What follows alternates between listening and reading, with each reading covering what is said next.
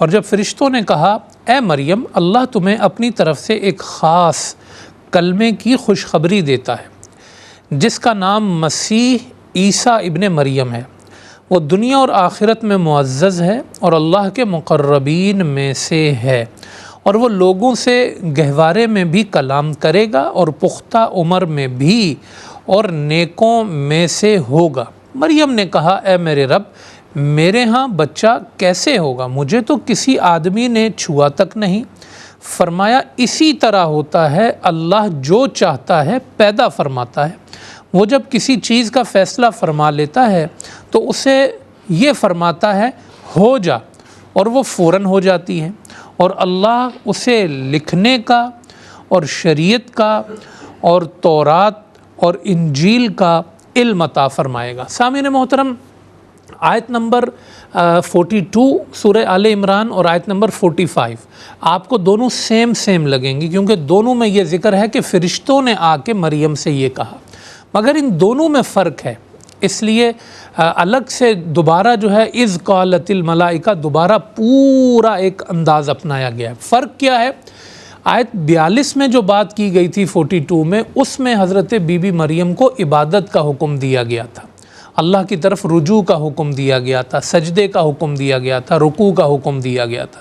اور یہ جو آیت ہے 45 اس میں وہی انداز ہے کہ فرشتے آئے ہیں، مگر اب ایک الگ چیز کے لیے آئے ہیں، اور وہ اس پورے مضمون کی جو یہاں یہ مضمون ان آیات میں چل رہا ہے، اس مضمون کا وہ خاص ایک مرحلہ ہے، اس کا کلائمیکس ہے یا اس کا عروج ہے، وہ یہ کہ بتانا یہ تھا کہ حضرت بی بی مریم کے ہاں بغیر شوہر کے اولاد ہوئی ہے، تو اب وہ اس کی بشارت دینے کے لیے آئے ہیں۔ اب اس میں کوئی اور چیز حکم نہیں ہے، صرف بشارت دی جا رہی ہے۔ بشارت کے لیے جو الفاظ چنے گئے ہیں بڑے خوبصورت ہیں، رب العالمین کا کلام ہے، اس کی بلاغت ہے، اس کی فصاحت ہے۔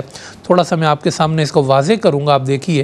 فرمایا کہ اذ قالت الملائکہ، تو جب کہا ملائکہ نے یا مریم اے مریم ان اللہ یبشرو کی، بے شک اللہ تمہیں بشارت دیتا ہے بکلمۃ منہ، اپنے ایک کلمے کی۔ یہ انداز کتنا خوبصورت ہے، الفاظ کا چناؤ کتنا خوبصورت ہے اس خاتون کے لیے جو کنواری ہیں، کتنے ڈھانپ کے یہ بات کی گئی ہے، بچے کی ولادت کا ان کو بشارت دی جا رہی ہے، لیکن الفاظ آپ دیکھیں یبشرو کی بکلمۃ، ایک کلمے کی بشارت اللہ آپ کو دے رہا ہے۔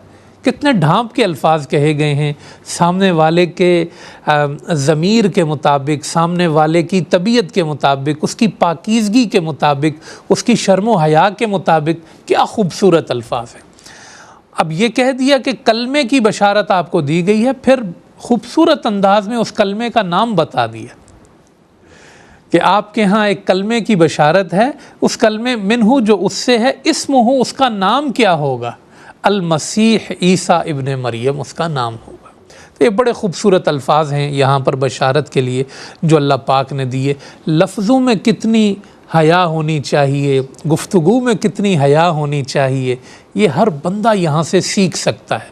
ہمارے ہاں آج کل زو معنی باتیں کرنا اور جو ہے گندی باتیں کرنا، گالیاں دینا، اور جو ہے نا وہ بولنا کچھ اور مراد کچھ لینا، پھر اس پہ کہکے لگانا، آوارگی اور بے حیائی کا وہ بازار گرم ہے، سوشل میڈیا سے لے کے ہماری گیدرنگز تک، کہ الامان والحفیظ۔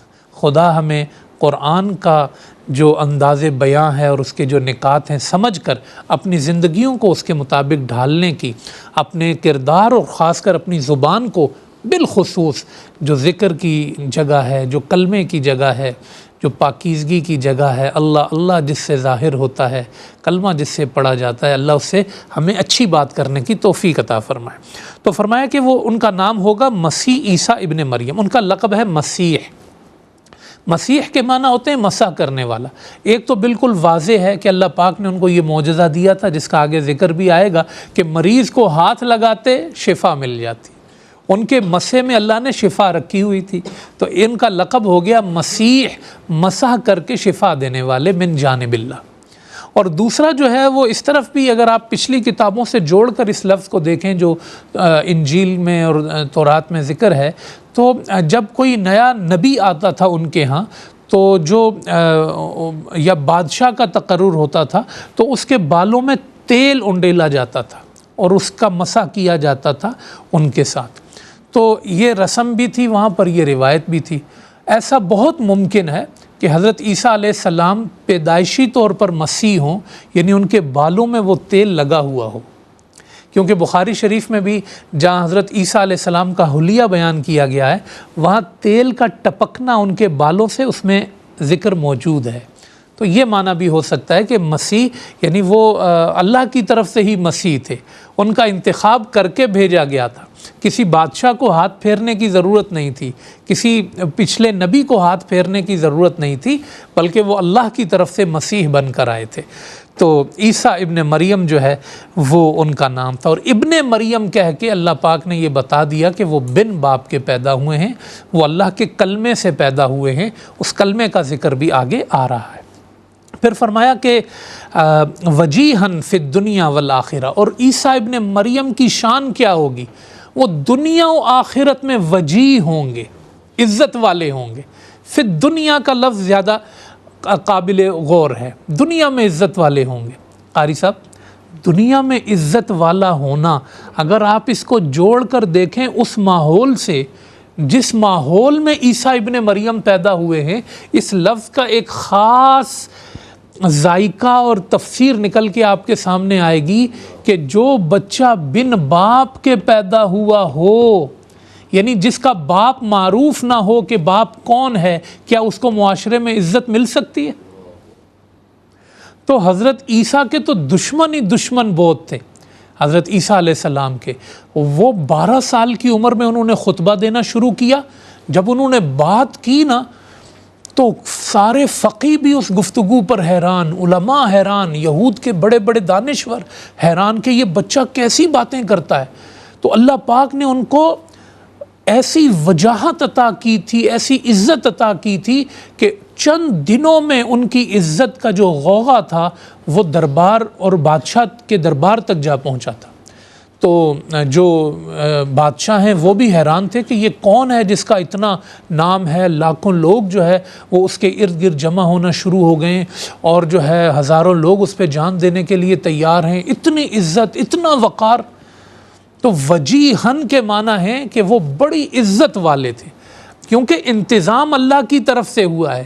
جو اللہ کے کلمے سے پیدا ہوا ہے وہ کبھی بھی رسوا نہیں ہو سکتا، کبھی بھی اس کی عزت پہ حرف نہیں آ سکتا. یہ جو انجیل میں لکھ دیا گیا کہ الیاذ باللہ یہودیوں نے ان کو تمانچے مارے تھے اور یوں کیا تھا اور یوں کیا تھا، یہ سب کا رد ہے. نہیں، اگر حضرت عیسیٰ پر کسی نے الزام لگایا، یہ بعد کے زمانے کے یہودیوں نے باتیں شروع کی ہیں، لیکن ان کے زمانے میں کسی کی زبان پر یہ جرت نہیں تھی وہ حضرت عیسیٰ علیہ السلام کے لیے کوئی ایسا لفظ استعمال کر سکے کہ جو ان کی شان کے خلاف ہو، کہ یہ بغیر باپ کے پیدا ہوئے ہیں اور یہ ہے. اور کسی کی جرت نہیں تھی. اللہ نے ان میں وہ روب رکھا تھا، وہ کمال رکھا تھا، وہ جلال رکھا تھا کہ ان کی عزت، ان کے جلال کے سامنے بادشاہ بھی سرنگوں تھے. یہ بڑا معنی خیز لفظ ہے. خدا کی قدرت دیکھیں، رب انتظام کیسے کرتا ہے، اپنے بندوں کو عزت کیسے دیتا ہے، ان کو ان کے مقام تک کیسے پہنچاتا ہے. وجیہن فی الدنیا والآخرہ ومن المقربین، اور وہ اللہ کے برگزیدہ بندوں میں سے تھے، قریبی بندوں میں سے تھے. ویکلم الناس فی المہد وکہلا، اور وہ بات کرتے تھے فی المہدی، جھولے میں. جھولے میں بھی اللہ نے ان سے اس لیے کلام کرایا کہ کوئی میری مریم کے خلاف نہ بول سکے.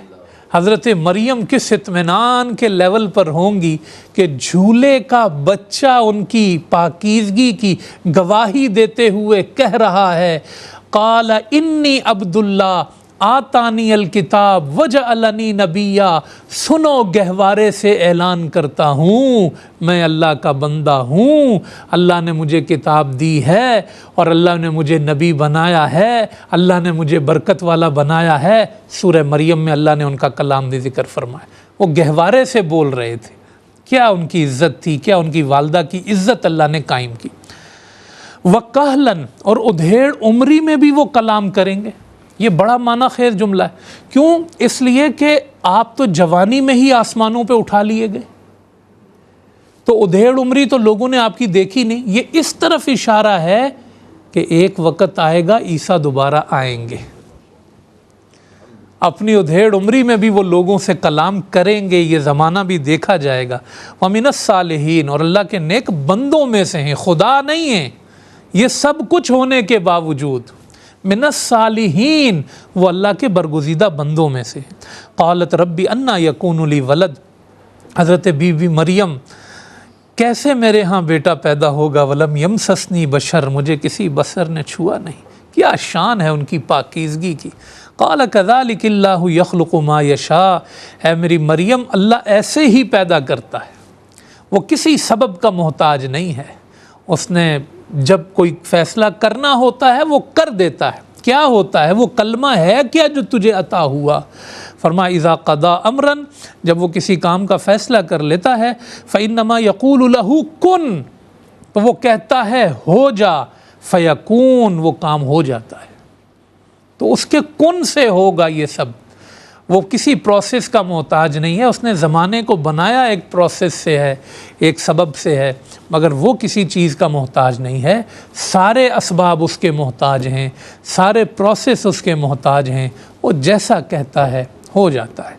اور آخری آیت جو آج تلاوت کی گئی، فرمایا وَيُعَلِّمُهُ الْكِتَابَ، اور اس کی مزید شان یہ ہے عیسیٰ ابن مریم کی، یہ لوگوں کو کتاب اور حکمت کی تعلیم دے گا۔ اور کتاب اور حکمت سے کیا مراد ہے؟ تورات اور انجیل۔ یہ تورات کا بھی معلم ہے، یہ انجیل کا بھی معلم ہے۔ یہودیوں کے پاس تورات آئی ہوئی تھی، اور یہ یہود کے ہی رسول تھے حضرت عیسیٰ علیہ السلام، تو انہوں نے آ کر جو تورات کے اندر انہوں نے مکسنگ کر دی تھی، تورات کے اندر غلط چیزیں شامل کر دی تھی، جو ان کی تعلیم خشک ہو گئی تھی، انجیل کے ذریعے انہوں نے تر و تازہ کیا ہے تورات کو۔ تو اس لیے یہ تورات کے بھی معلم بن کر آئے ہیں، یہ انجیل کے بھی معلم بن کر آئے ہیں، یہ تمہیں ایسی حکمت سکھائیں گے کہ ان کی حکمت کے ذریعے تم احیا کر سکتے ہو اپنا، لیکن یہودیوں نے اس کو قبول نہیں کیا۔